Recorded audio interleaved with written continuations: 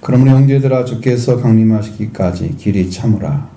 보라 농부가 땅에서 나는 귀한 열매를 바라고 길이 참아 모든 이른 비와 늦은 비를 기다리나니 너희도 길이 참고 마음을 굳건하게 하라.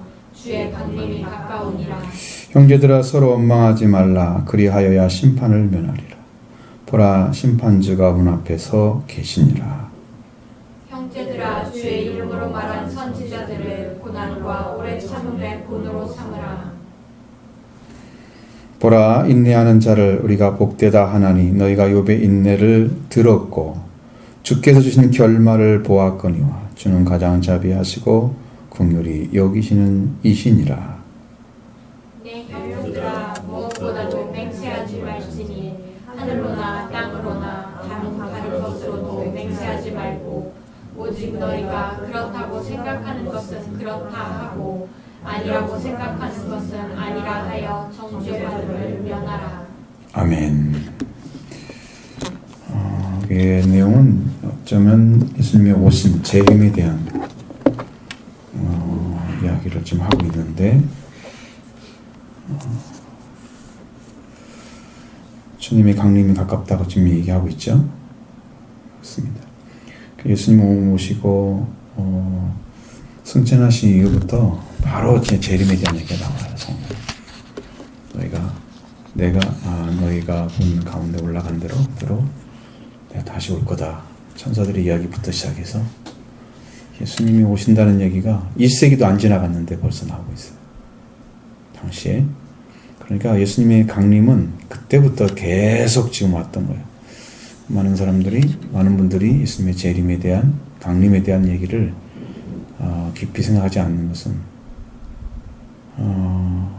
말씀하신 것이 언제가 그 시기인지에 대해서 잘 알 수 없기 때문에 더 귀하게 여기지 않고 좀 거리가 있게 보는. 근데 지금 말세를 당한 여러분들은 그렇게 보시면 큰일 납니다.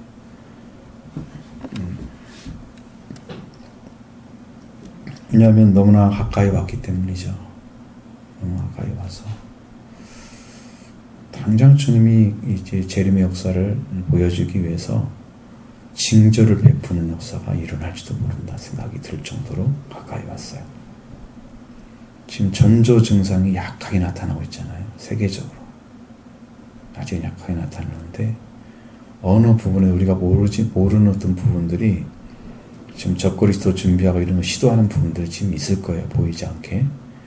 우리는 잘 모르죠. 하나님께서 영으로 가르쳐 주시면 나중에는 그런 대상과 싸워야 될 때가 올 거예요. 우리가 그렇지 않으면 여러분이 피해야 되거든요. 못 싸우면 힘이 없으면 피해서 그에게 해를 안 입는 방식을 선택해야죠. 둘 중에 하나일 거예요. 근데 강력한 능력을 허락하시면 그 능력 가지고 대항을 하죠. 나중에 이제 그리스도에게 이제 두 선지자가 다 죽거든요. 그 나중에 3일 반 만에 또 살아나가지고 하늘에 올라가서 하나님 보좌에서 찬양을 하는 모습이 나타나고 있어요. 거기까지 가는 거죠. 그러니까 지금 우리가 예수님이 오신다는 이야기가 아주 가까이 있다는 생각을 하셔야 됩니다. 굉장히 주의 강림이 가까우시니라. 그렇게 말씀하셨어요. 7절부터 시작해서 주께서 강림하시기까지 길이 참으라 이렇게 얘기를 하고 있어요. 그럼 여기도 지금 강림하신다는 얘기가 벌써 나오고 있잖아요. 야고보 시대에도. 그러니까 예수님이 오신다는 것에 대해서 아주 성경에는 처음부터 나온다니. 처음부터 올라갈 때부터 다시 오실 겁니다. 그렇게. 그래서 여러분 일반적으로 예수님의 오심에 대한 것은 예수님의 오심을 정확하게 받아들일 수 있는 분들은 영적으로 성령을 받아야 됩니다. 그러면 그때부터 알게 됩니다. 왜냐하면 예수님이 올라가시고 승천하신 다음에 다시 성령으로 오셨어요. 그래서 다스려요, 우리를. 주께서 우리를 다스린다는 건 주님이라는 말은 그리스도를 가리키는 거잖아요. 그리스도 우리 주님, 구원자로서 영으로 우리를 다스린다는 얘기거든요. 다스려 주셔야만 여러분이 주님을 주의 강림을 기다릴 수가 있어요. 여기도 주님이 강림이잖아요. 그러니까 지금도 똑같아요. 구원의 주가 지금 계시는데 여러분 심령에 들어오셔서 여러분 심령을 다스린다고 하면 여러분은 그리스도 안에서 구원이 완전히 이루어진 사람들이에요. 그래서 통치를 하시는 거예요. 하나님의 나라에 들어갔다는 거예요. 성경에서 거듭나면 하나님 나라를 본다 말씀하시죠? 거듭나지 않으면 하나님 나라를 볼 수 없느니라 그랬잖아요. 여러분 보지도 못하는 나라에 어떻게 들어가서 그 나라의 통치를 받게 되세요? 안 되죠? 그러니까 그 나라에 물과 성령 나지 않으면 그 하나님 나라에 들어갈 수 없다. 못 들어갔는데 어떻게 닫지 못하시죠? 그러니까 여러분 이 주님께서 강림이 가까웠다는 말씀은 여러분이 거듭나야 된다는 거예요. 그래야 만날 수 있어요. 그분이 다스리고 있어야 오시면 만나는 거예요. 지금 다스림 받지 못하고 그때 오시면 여러분 만날 것 같으죠? 만납니다. 그러니까 주님이 강림하실 때까지 너희는 길이 참으라. 뭐 때문에 열매를 바라고 진배 느른비를 기다리고 농부가 하는 것처럼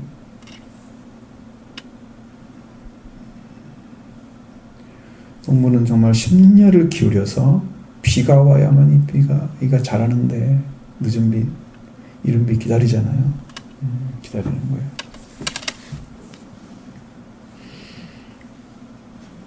그래서 원래 이스라엘에서는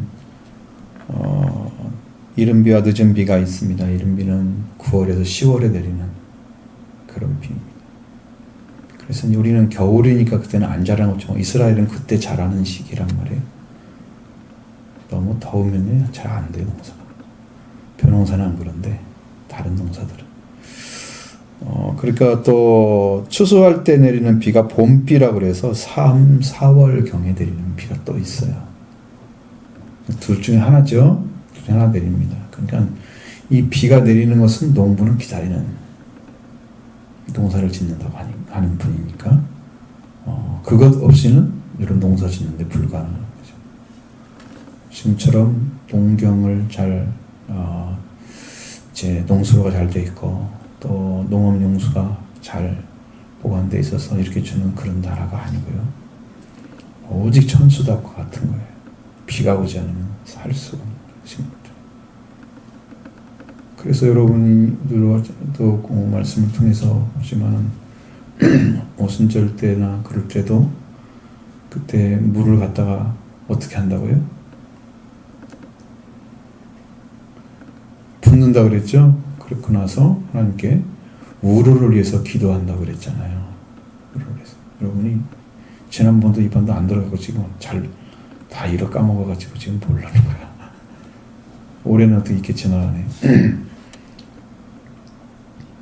그러니까 또 우르를 위해서 기도한대. 올해도 하나님 복을 주세요. 그러면서 지켜달라고 기도하는 거기. 그게 성령 받는 때거든요. 오순절. 77절도 그렇게 한다는 거죠. 그래서 우로가 잘 내려야 돼요. 비가 잘 와야 되고요. 그다음에 이슬이 와야 돼요. 이슬이 없이는 식물이 자라지를 못해요. 식물이 견뎌낼 수가 없어요. 걔들은 거기서 축축한 그 이슬 때문에 하루가 사라지는 거예요. 하루가 사라지는 거예요. 그것이 하나님의 은혜라고 생각해요. 그것을. 우리는 자연현상이라고 바라보는 사람 더 많겠죠. 과학적으로만 따져가지고. 하나님을 믿는 백성들은 잘 되어진 것 자체에 대해서 하나님께 감사해요. 왜? 그 땅을 주신 분도 하나님이시고 자라게 하신 분도 하나님이시고 그렇죠? 우리는 농사 짓는데 뿌리고 뭐 갖고 그런 일을 하지만 실제로 자라고 열매 맺기는 하나님이 하셔야만 돼요. 비도 내리셔야 되고 햇빛도 주셔야 되고 공기도 통해야 되고 다 필요해요. 영양분도 다 필요해요. 그러니까 하나님의 은혜의 역사 없이는 안 된다고 생각하는 거죠. 그래서 이른 벼 늦은 비를 농부가 기다리는 것처럼 그러니까 그것이 잘 자라면 자라야 열매를 맺으니까 그렇게 기다리는 것처럼 그렇게 기다리나니 농부가 기다리나니 너희도 길이 참고 굳건하게 주의 강림 가게 하라. 너희 참고 마음을 굳건하게 하라. 곧 오실 준비가 안 된 상태에서 삶을 살지 말라는 거죠. 오신다고 안 믿고 주님의 오심이 강림하심이 가깝다. 그래서 그 마음이 흔들리지 않게 하기 위해서 마음을 굳건하게 하라 그랬어요. 주님의 오심을 영접하지 못하면 이것은 우리 신앙생활이 실패자가 되는 거예요. 실패자가 되는 거예요. 주님을 영접하지 못하는 자들에 대해서는 열전의 비유가 정확히 이야기하고 있죠. 신랑의 음성을 알아듣는 사람이 신부 둘러리래요. 지혜로운 다도처. 근데 미련한 다도처녀는 왜 미련할까? 기름을 준비 안 해서. 그래요. 그게 제일 중요해요. 근데 미련한 다도처녀에 아주 미련한 게 뭐냐면 기름을 어디서 사는지를 모른대요. 출처를 모른대요. 기름의 출처를. 그래서 못 산 거래요. 일반적인 기름을 얘기한다면 그냥 살 수 있겠죠. 어디 가서라도. 그러나 그리스도를 믿는 사람들이 예수님의 오심을 준비하는 것이 일반 기름이겠어요? 상식으로 말이 안 되죠. 그러니까 여러분 성령의 기름을 받아서 불이 계속 켜져야만 되잖아요. 그래야 등불이 켜져 있는 거죠. 신랑이 언제 오는지 맞이할 수 있죠. 자기도 안전하고 신랑도 나를 이끌어갈 수 있고 그렇게 해서 등불은 반드시 있어야 되는 거예요. 그러기 위해서는 기름이 필요한데 출처를 알아야지. 주님이 주시는 기름을 모르는 거예요. 그럼 왜 그걸 모를까 그랬더니 회개하지 않아서 한 번도 주께 돌아온 적이 없어서 주님을 만난 경험이 없는 거예요. 진실하게 찾았으면 만났을 텐데 기름을 주시는 분이 누군가를 알았을 텐데 그러면 지혜로운 자가 됐어요. 지금 여러분들이 어디서 성령을 받아야 되는지 모르면 안 되잖아요. 예수 그리스도 성령 주신다 약속해놨죠? 여러분 수차 말씀드렸어요. 그래서 예수 그리스도가 불과 성령으로 세례 주실 분이라고 말씀하고 있죠. 그 예수님이 받아서 아버지께 받아서 너에게 부어주셨다. 사도행전에서도 베드로 설교를 통해서도 나오고 있잖아요. 예수님이 주신 거죠. 예수님이 주신 거. 그분한테 같이 가서 성령 받지 않으면 여러분 미련한 다전혀 돼가지고 그러니까 신랑의 음성을 들어도 깨어났어. 근데 이제 기름이 떨어진 거예요. 미련한 거죠. 기름은 언제까지 안 떨어져야 되냐면 신랑이 오실 때까지 안 떨어져야 됩니다. 기름이 그대로 타고 있을 정도로 준비가 다 돼 있어요.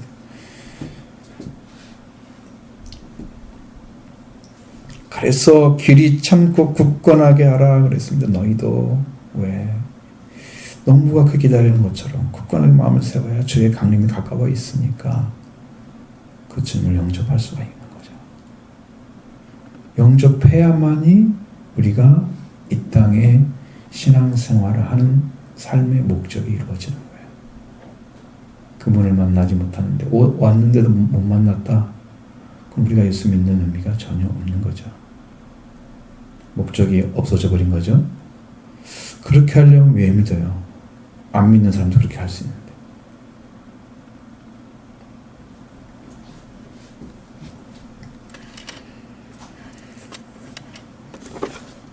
자, 또 그 강림에 관련돼서 어떻게 형제들한테 또 당부하는 말씀에 서로 원망하지 말라고 그랬습니다. 주님이 심판을 면해야 되기 때문에 그리하여야 심판을 면하리라. 여러분 원망이라고 하는 것은 대체로 사랑이 없는 사람들이 하는 거예요. 그러니까 좋게 보려고 하는 의도가 전혀 없는 사람들. 다른 사람 이해하고 받아들이고 이렇게 했어요. 사랑으로 덮는 것이 거의 없는 거다. 그러니까 있는 그대로만 내가 뭘 잘못했어? 내가 맞는 게 틀렸어? 맞는데 사랑이 없다니까. 당신이 아무리 얘기를 잘했어도 사랑이 없어. 그래가지고 그 사람은 원망집중하고 막 그렇게 하는 거야. 주님의 사랑을 받은 사람이 형제를 잘 덮지를 못해가지고 원망 불평하고 이러시면 그렇게 하면 자기가 죽는 거죠. 원망하지 않으려면 덮어야 하잖아요. 사랑으로. 덮는 것은 여러분 제사함에서 나오잖아요. 우리가 속죄소가 자비의 자리라고 하잖아요.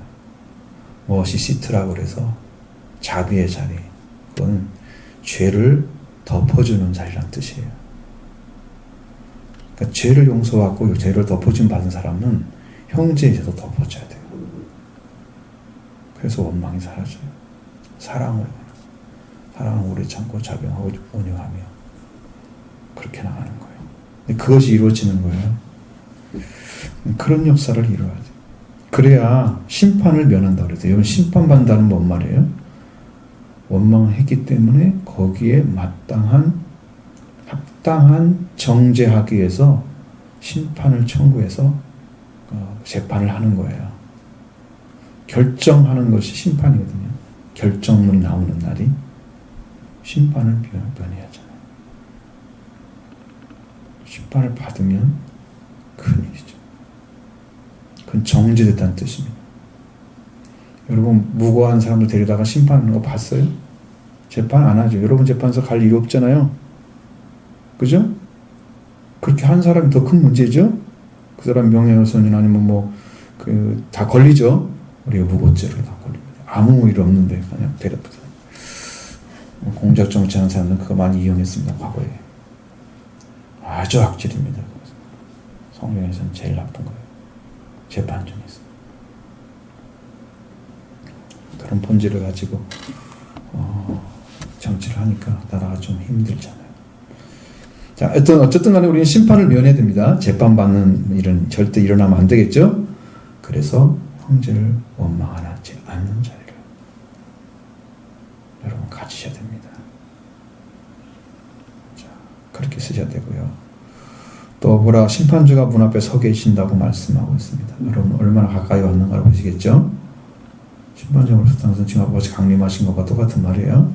주님이 너희 형제 원망하는 자 재판하려고 서 있어. 심판주가. 심판을 받으려면 원망하고 불평하고 싸우고 그래.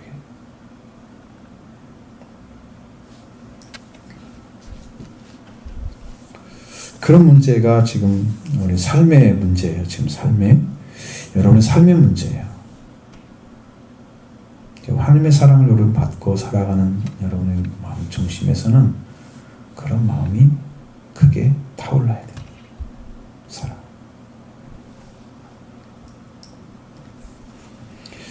그 다음에 이제 고난과 오래 참음의 본을 받은 대상을 좀 이야기를 했습니다. 주의 이름으로 말한 선지자들을 고난과 오래 참음 본으로 삼으라. 고난과 오래 참음에 대해서 이야기했습니다. 앞에는 원망하지 말라는 말씀하셨죠? 여기는 고난과 오래 참음. 여러분 고난이라는 것이 항상 올 때는 거기에 사람이 어떻게 대응이 나타나느냐, 그러니까 응답을 하는 거죠. 일종의 반응이에요. 내가 어떻게 반응이 나타나냐, 그것이 신앙의 위치예요. 어떤 문제가 생겼는데 하나님께 대해서 어떻게 하고 그 문제에 당하는 어떻게 하고 형제들은 어떻게 하고 이런 것들이 자기 신앙의 자리에서 지금 하거든요. 하나님께서 그걸 보시지 않을 일은 없는 거거든요. 하나님은 그걸 가지고 하나님께 와서 가장 올바른 방식으로 그 일을 행할 수 있도록 하나님께 의탁하고 그렇게 해서 문제를 해결하는 방식을 선택해야 되는 거죠.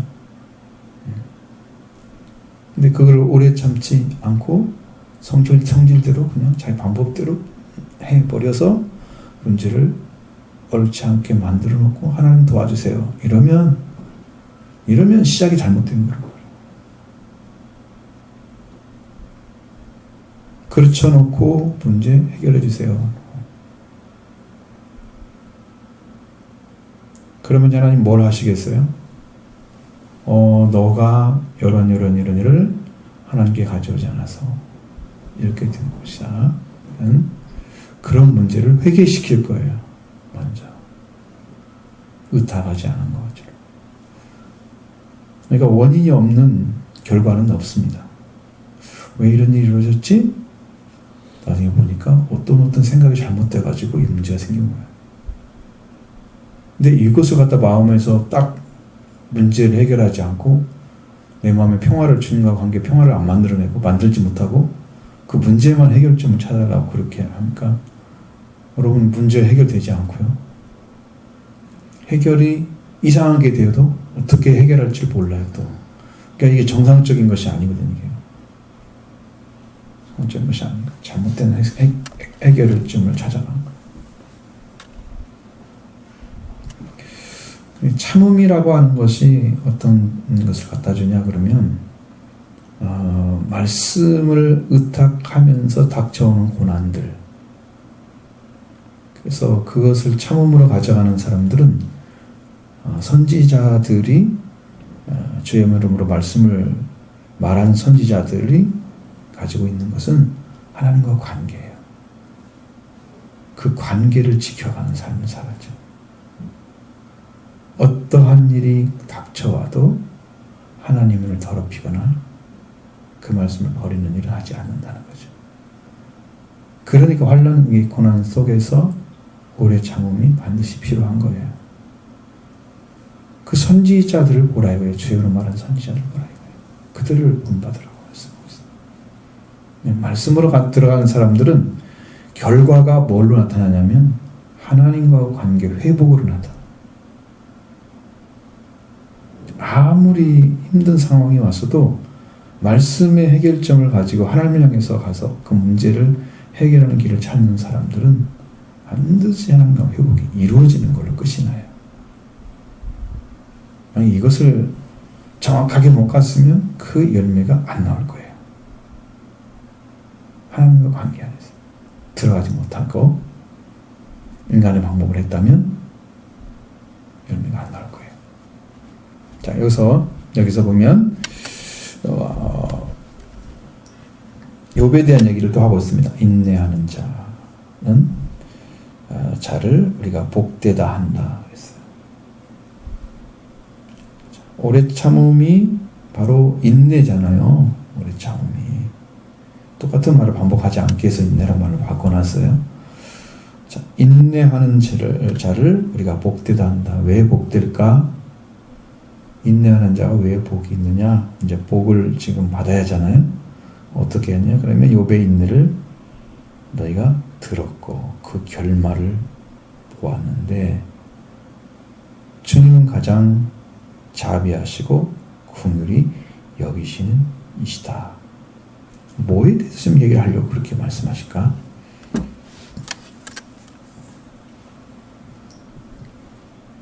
자, 욥이 당한 고난은 사탄에 의해서 시작된 것입니다. 욥 자신이 시작한 건 아니에요. 잘못해서 시작한 건 아니에요. 사탄에 의해서 시작되는 거예요. 사탄은 하나님을 믿는 사람이 어디까지 자기를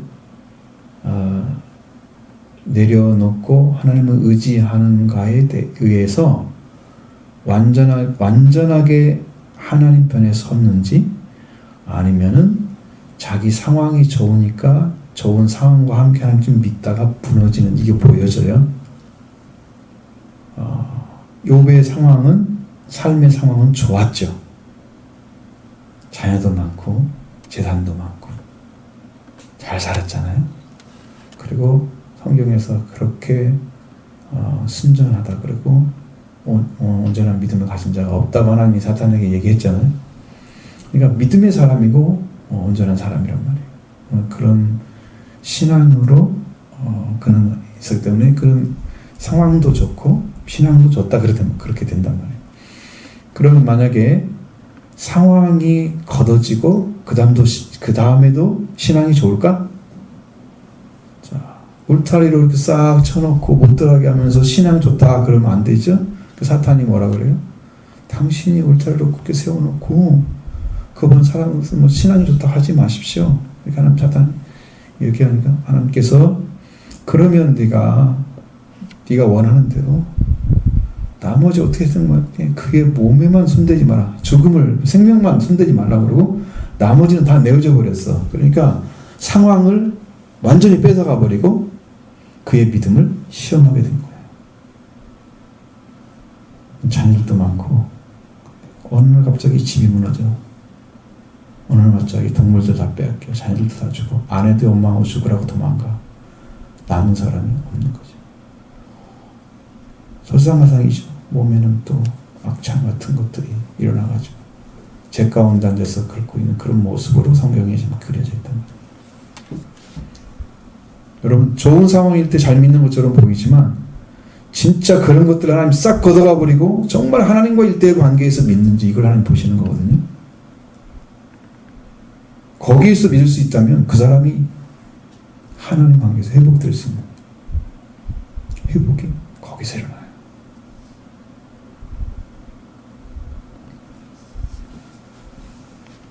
우리의 신앙은 실제로는 욥 같은 인내의 시기가 오게 되면 여러분 도망갈 사람 정말 많아요. 못 참습니다. 싹 걷어가 버려요. 견딜 수가 없어요. 어찌할 방법을 찾지를 못하는 사람이 훨씬 많을 거예요. 신앙에서. 욥은 친구들을 통해서 너무나 많은 또 고난의 삶을 시간을 많이 보냈지만 도움이 하나도 안 됐어요. 그들은.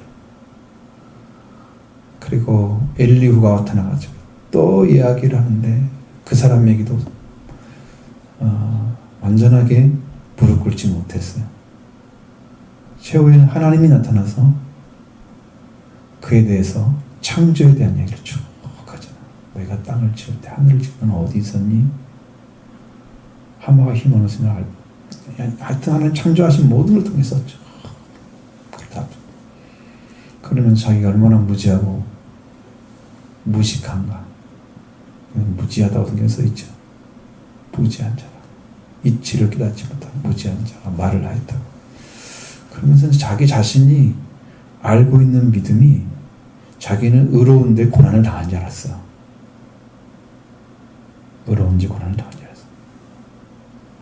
그랬더니 자기가 의를 가진 게 아니고 하나님 말씀에 대해서 들려오는 것은 믿는데 볼 수 있는 눈이 없어가지고 완전한 신뢰를 안 하고 있었던 거예요.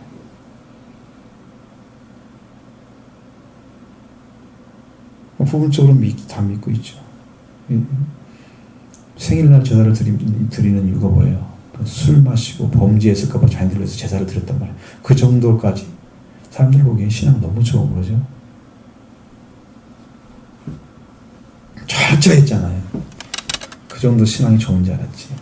그런데 하나님은 그렇게 말씀하지 않으셨어요. 내가 그때는 주의 말씀을 귀로 들었는데 이제는 주의 말씀을 눈으로 봅니다. 그렇게 회개가 완전히 이루어진 상태, 말씀으로 다시 세워지는, 그래서 영적인 부활이 이루어진 상태가 되었을 때 그에게 회복의 은총을 주십니다. 그를 괴롭혔던 친구들을 위해서 제사를 드려주라 그럽니다. 내가 용서해 주겠다. 그 다음에 그 전에 있었던 아내 말고 또 다른 아내를 주셔서 자녀들이 엄청난 복을 주셨어요. 또 그 다음에 또 재산을 또 하나님께서 2배나 더 많게 주셨어요. 그러니까 그 전보다 훨씬 아름다운 가정을 하나님께서 허락해 주시고 승리자의 모습이에요. 하나님은 가장 자비하시고 긍휼히 여기시다. 우리는 욥이 잘해서 그런 것처럼 보이지만 욥이 잘한 게 아니라 그걸 하나님이 그렇게 만드신 거다. 하나님이 그 사랑과 자비를 베풀어 주셔서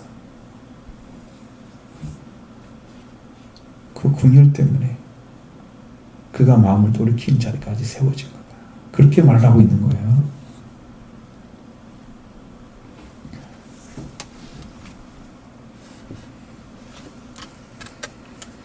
그러니까 어디로 가야 되나요? 문제가 발생하고 인내의 시간이 찾아오게 되면 하나님께 집중하면 그때 그 순간이 힘든 상황이죠. 가장 힘든 상황이 자기 인생에 있어서 그때 하나님께 집중해야만 되는, 친구들 도움이 안 됐죠. 욥이 자기 나는 의로운데 고난을 받고 있다고 얘기를 했습니다. 자기 의가 서 있었어요. 그대로. 나도 신앙생활 열심히 하면서 내가 열심히 했기 때문에 괜찮은 거야. 그러니까 자기 의를 세워가지고 자기 스스로의 만족을 하는 신앙인도 많다고요. 나 열심히 하니까 이렇게. 그래서 그거 안 하면 나는 힘들어. 그러니까 내가 열심히 해야 돼. 그러면서 신앙생활 사람 많다. 이게 자기 의로 가는 거예요.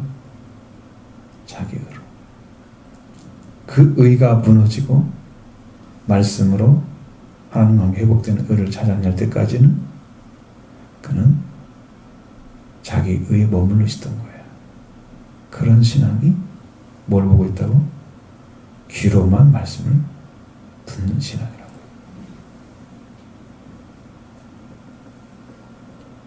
눈으로 봐야죠.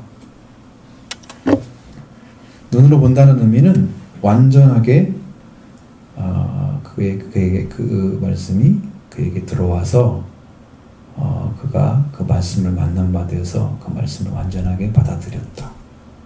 그게 보는 거예요. 이거 부인할 수 없는, 온전하게 인정할 수밖에 없는 그런 자리로 완전히 세워버린 자리. 그것을 욥이 이제 스스로 알게 된 거예요. 자기가 믿었던 자기 의 이런 것도 싹 내려놓고 그렇게 힘든 상황에서도 하나님을 인정하는 그 신앙이 되었을 때 비로소 욥이 그렇게 들어가게 됐어요.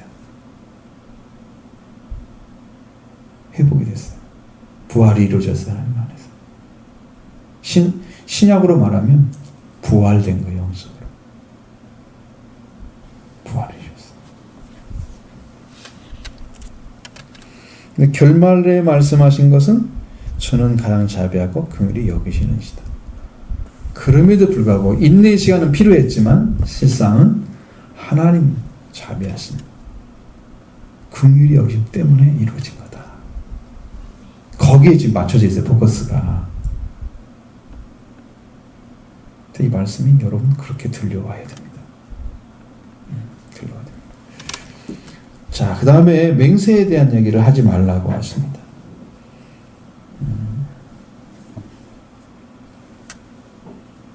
근데 맹세에 대한 이야기는 여러분 성경에서도 마태복음 5장 34절 이하에 나오는 얘기처럼 도저히 맹세하지 말라고 하시는 그 말씀과 같이 그렇게 말씀하시죠. 보다 맹세하지 말지니. 자, 여러분 어떤 맹세를 해서 나는 이렇게 지킬게 내가 맹세해 막 이러고 아주 최고의 약속을 하는 것처럼 이렇게 하는 거잖아요. 더 이상 물러서지 않고 난 너를 꼭 하겠어. 그렇게 도와주겠어. 그런 얘기를 하는 거잖아요. 하늘로나 하늘로나 땅으로나 다른 아무 것으로도 맹세하지 말고. 하늘로도 말고 하나님이 계신 것이고 땅은 하나님 발이라고 그랬죠. 등산이라고 그랬지. 예루살렘도 하지 말고 네 머리도 하지 말라. 머리들을 하나도 희고 건케 할 수 있는 분홍한 네가 하지 말라고 했잖아. 그러면서 옳다 아니라 이것만 하라고 그랬죠. 항상 그 얘기를 하는 것은 넘어서는 데는 죄를 짓는 거다. 그게 그런 얘기를 하시는. 여기서도 그렇게 지금 말씀하고 있습니다. 맹세하지 말라. 아무것도 맹세하지 말라. 사람이 맹세한 후에 그대로 지키는 사람을 거의 못 보는 거예요. 또 그렇게 한다고 해서 그걸 지키는 사람이 거의 없다고 보면 돼요.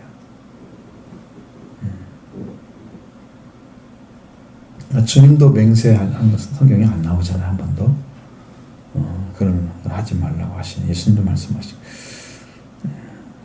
네가 생각할 때 너희가 그렇다고 생각하는 것은 그렇다고 하고 아니라 생각하는 것은 아니라 하여 정죄받음을 면하라. 여러분 자기 생각이 정확해야 됩니다. 생각이 정죄받으면 어떻게 해요? 내가 생각하는 것이 정확하게 생각한 것이 아니면 어떻게 해요? 정죄받겠죠? 그게 맞는데 아니라고 그러면 또 정죄받겠죠? 그게 아닌데 맞는다고 그러면 또 정죄받겠죠? 그러니까 정말로 자기가 생각한 것이 하나님 말씀과 일치를 이루어야 돼. 그게 정죄란 말이에요. 우리는 영적 분별이 뛰어나야 되죠. 말씀에 대해서 영적 분별이 뛰어나게 되면 여러분 문제들을 다 해결할 수 있습니다. 왜? 하나님께서 이 말씀드릴 때 이건 아니라고 해야 돼. 이건 맞아. 이건 옳다고 해야 돼. 그걸 가지고 있어야 하잖아요. 여러분도 무슨 말을 할 때 잘 모르겠는데 이런 것이 많으면 큰 문제잖아요. 정리가 안 돼 있다는 얘기잖아요. 생각이 정리가 안 되기 때문에. 그럼 옳고 그름에 대한 것들을 하나님이 묻는다고 하면 여러분 대답을 해야 하잖아요. 뭐라고. 근데 이게 분별이 안 돼가지고 이게 뭔지 모르겠다 그러면 곤란하죠. 너희 생각에 이렇게 그냥 너희가 그렇다고 생각하는 것은 그렇다 하고 아니라고 생각하는 것은 아니라고 해서 정죄받음을 면하라 그렇게 말씀하잖아요. 맹세가 참 위험한 것입니다. 맹세는 하지 않는 게 좋고요. 그런 맹세들은 사람에게 하는 맹세들은 100% 신뢰하면 안 됩니다. 네, 그걸로 많이 다쳐요. 싸움이 생겨요. 문제를 대처할 수 없을 때 문제가 생겨요. 맹세하는 것은 안 하는 거예요. 주님도 하지 말라고 그랬으니까. 그 문제는 이제 거기서 해결 안 돼. 이건 뭔지 아시겠죠? 무슨 말인지. 욥에 대한 이야기를 그렇게 말씀으로 정확하게 들어가서 여러분도 완전하게 하나님에 의해서 하나님의 자비하심과 긍휼하심 때문에 욥이 돌아왔다. 그의 결말 끝에 돌아왔다. 하나님의 인도하심 안에. 그래서 여러분을 감싸주는 여러분의 환경들이 있으니까 나는 이것 의지해서 내가 다 무너지거나 안 무너지겠지. 이렇게 생각하는 것들 만약에 그걸 뺏어가 버려봐요. 그래도 난 믿을래? 이렇게 하나님 하시면 그럼 욥의 인내에 들어가야 되겠죠? 다 뺏겨 할 것이 없어. 하나님 다 쳐버려서 진짜 할 일이 없어. 그렇게 만들어줄 때 여러분 그때 신앙은 어떻게 보여요? 그렇게 문제인 거예요. 신앙은 그렇게 됐을 때가 진짜 신앙이 아닌가 결판이 나요. 좋을 때는요 거의 대부분 다 잘할 수 있어요. 욥처럼 완전히 뺏어가 버린 다음에 하나님과 1:1 관계를 맺을 수 있는지에 대해서 믿음을 확인하려고 할 때 그때 그래도 하나님을 의지합니다라고 하죠. 근데 욥이 스스로 들어간 게 아니라는 걸 아시죠? 다 뺏어가고 나서 원망 불평하는 거 성경에 많이 나옵니다. 잘한 거 아니에요. 하나님이 자비롭게 인도해 주신 거란 말이에요. 긍휼해 주시고 그래서 돌아오게 됐다. 그럼 우리도 어떻게 돼야 돼? 하나님의 하나님 자비하시고 긍휼하심으로 우리가 욥의 인난처럼 그렇게 살아가야 된다. 그러니까 의지하라.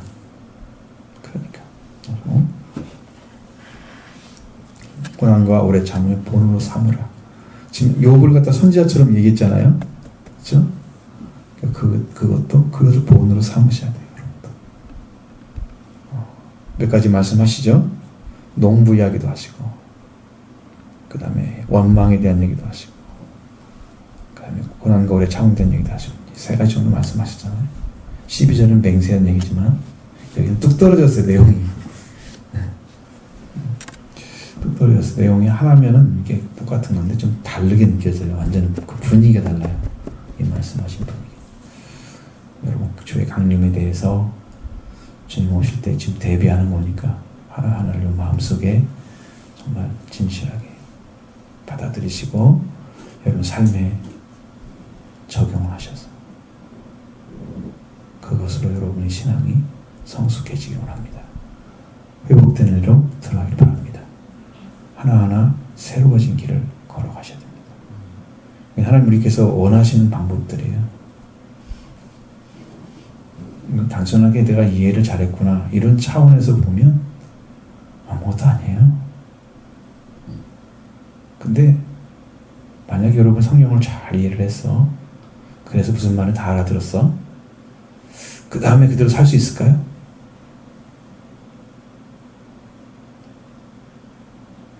그러니까 적용 문제는 여러분이 성경을 잘 이해한 것과 달라요.